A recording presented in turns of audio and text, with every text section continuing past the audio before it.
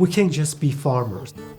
We have to be people that are willing to educate, people that are willing to go out of the norm a little bit and make sure that the community is benefited. When you build that relationship between you and your customer, you bring your produce to them and they come back and thank you for what you do.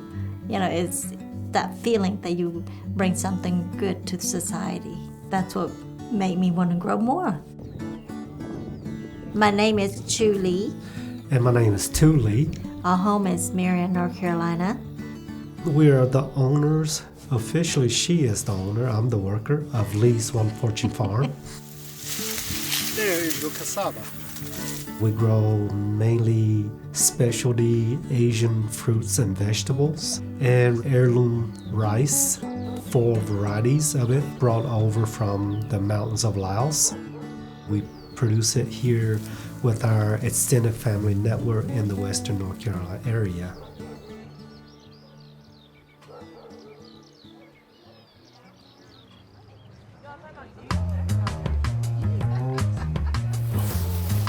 You have the onion scape today? Yeah, don't forget the onion scape. Good morning. Good morning. How are you? This is spinach, the Japanese spinach. Cilantro, all these are Asian varieties, by the way. First time you guys are with us, right? Yeah. Yes. Oh my, well, welcome. Shirley is really outgoing. When people come by and don't know what something is, he'll say, oh, that's such and such. And he'll say, how do I cook this? And he's got all kinds of suggestions. He like to talk, I just like to listen. Well, it's true. Bok choy will work good. Yu choy will have a better flavor. You gotta go 1 to 1. 1 to 1. Yeah. Chives? Garlic chives. Chop it fine, put in your fried eggs. It actually builds a very nice flavor to it. Yeah. In a combination of never being able to meet a stranger and don't know how to shut up and have a little bit of business training background, you can see where that can go. Sure. Harry wants the whole basket. I remember the first 3 years that we started, if we had one person in the stall with us, it was great. Nowadays, we'll have 25, 30 people standing in line just waiting to get into our stall. They have a very loyal fan base, including some local restaurants who sometimes will swoop in and grab everything. I got Buckingham. You like it? I do, but I really love these Virginia Beauties. Okay, good. Can I buy a whole case of these? That's yours, my man. Awesome. That is wonderful. I believe it was like 2017 or 2018 maybe when we first started really buying from them, and we've been buying every week since then. We basically have their rice on the menu all year long. We buy hundreds of pounds and put it in the freezer and use it the whole year. Unfortunately, no, we don't have rice. We sold out in December. Their rice is amazing. It's just got so much flavor and it just brings a dynamic thing to any menu item that I just can't get anywhere else. And that's the thing, that they do all of this hard work growing these vegetables and I just try and get it on the plate.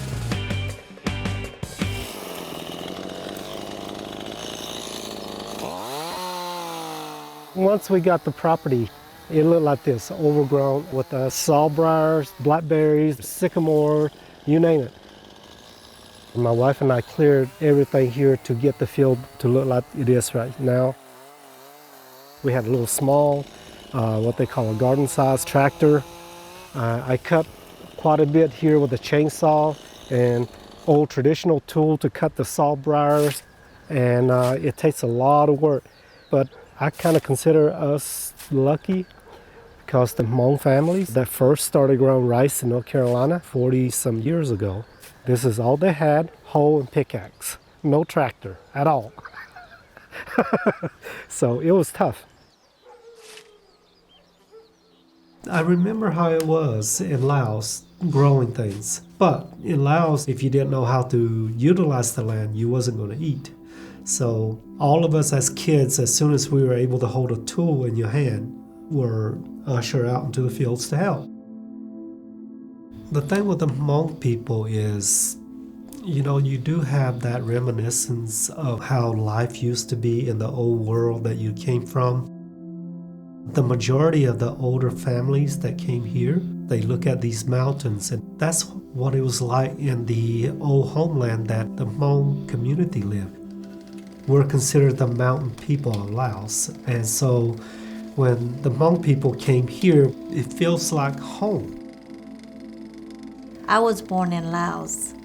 Through the refugee camp, my uncle sponsored us and we arrived in America in 1984. I was about 10 years old. My father worked with the United States military in the war in Laos that was supportive of the Vietnam War. He flew with a United States pilot on scouting missions over the Ho Chi Minh Trail. The place that I was born in was actually a secret covert operations military base built by the United States. And that city is called Long Cheng. That's the focal point of where we feel like we lost everything. My father was shot. Luckily, the pilot was able to bring him back into the airfield. What my grandmother told me was when she heard that his plane was hit,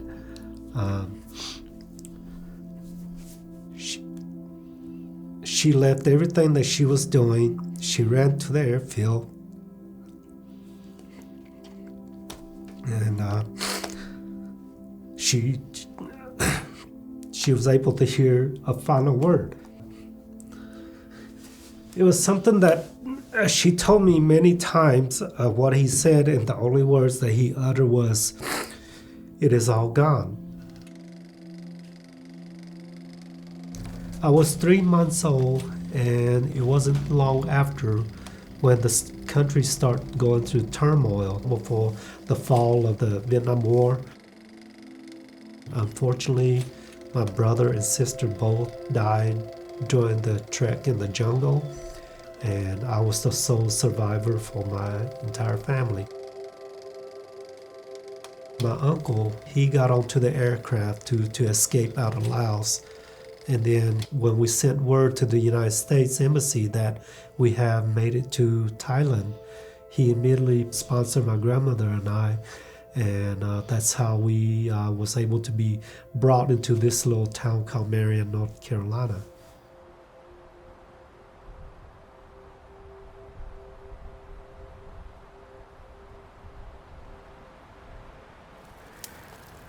This is, I would say, progress 2.1 once this is done. But right behind there on that berm, the other way, that once converted will add another 4 acres. You have some big plans for this place, don't you? Yes, I do. As a matter of fact, she wants me to retire and do this permanently. I don't mind that. That'll work.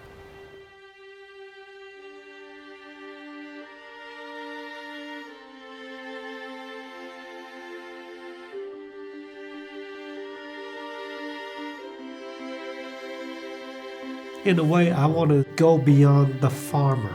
I want to go to the educational side and create a little mini cultural teaching center where we can teach people the variety of greens that we grow, how they can grow themselves. I want to teach people that, yes, you can grow this variety of rice here in the mountains of western North Carolina. I wanted to see something like that happen here in this area because this area, to be honest, has given my family a lot. And here is something that we can give back.